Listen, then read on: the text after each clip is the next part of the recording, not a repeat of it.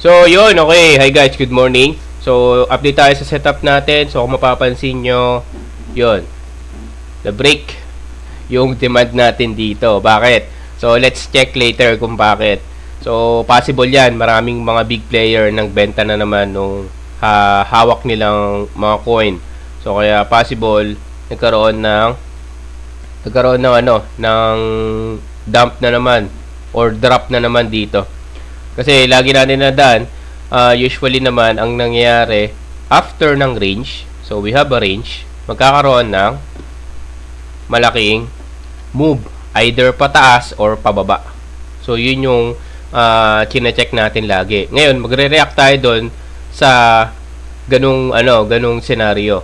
So kung titignan nyo, after ng range na to, nagkaroon ng drop pababa. So, tapos, after ng range na to naman, so, ito, after ng range na to, nagkaroon ng drop.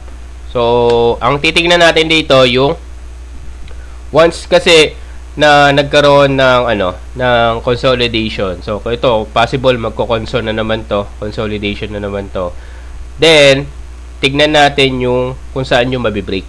Kung taas ba or baba. So, usually, ganun yung nangyayari. So, antayin natin yung breakout dun sa range. Pero mas maganda, check mo din yung demand, kung saan yung demand. Kasi once na nagkaroon ng demand dito, for example, ito yung demand natin. So ito, dito sa 4-hour time frame, ito yung demand natin. So ngayon, i-check natin to mamaya kung magkakaroon ng rejection. So kung magkakaroon ng rejection, so possible umangat to. Kaya mas maganda kung mag-entry tayo din kaagad dito, or mag-practice tayo ng entry natin dito. So, yan. Kung dito tayo mag-entry, kasi possible, babalik yan. So, kung dito tayo mag-entry, ang stop loss lang natin is below dito. So, yan, mas bababa. Kasi kung antay pa natin lumipad, so, dito tayo mag-entry at taas nung stop loss natin. Kasi possible niyang balikan pa to eh. Possible niyang balikan pa yan. So, ngayon, ang gagawin natin, so, dito tayo mag-entry, antayin natin yung retest dito. Retest dito sa demand natin, tapos below lang yung stop loss natin. So, itong demand na to, invalid na siya kasi na-break na. So, hindi siya katulad ng support and resistance na kapag nabasag, pwede mong gawing support and resistance ulit. So, ito yung nakikita natin dito. So, kung titignan nyo, ito ang possible na kunin niya. So, itong supply dito sa taas. So, ito yung supply na possible na kunin niya. So, 114. So, itong supply na to.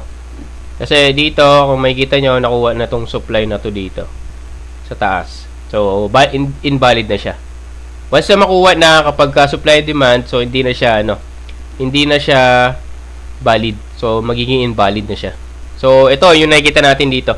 Ngayon, tayo natin yung retest. So, once na nagkaroon ng retest, so, possible umangat na yan dito ulit dito sa supply. So kung babasagin to supply, possible ito yung kunin niya, itong next na supply sa taas. So gawin nating dilaw to. Yan, supply. Kung babasagin yan, ito yung TP1 mo, TP2 itong supply na to, and TP3 is itong supply na to. So yun, check natin kung ano yung magiging galaw nung market dito. Pero ito yung news kung bakit. So, BlackRock nag-sell ng ETH. So, sino pa ba? Alam ko, meron pa. May mga, may mga nag-sell pa eh. So, hindi lang si BlackRock. May nabasa ako kanina eh. So, check natin kung sino pa yung, ito, si Grayscale sold ETH, tsaka si itong bali tatlo sila, tatlong big player ang nagbenta ng kanilang mga coin. So ngayon check natin kung ano yung magiging galaw ng market dito. So ETH 4K, bumaba ng 4K si ETH So nabasag niya rin to. So ang next demand natin is itong part na to. So, possible kunin pa yan. So, kapag basagin yan, ang demand natin na next is ito. Pwedeng ito or ito sa baba.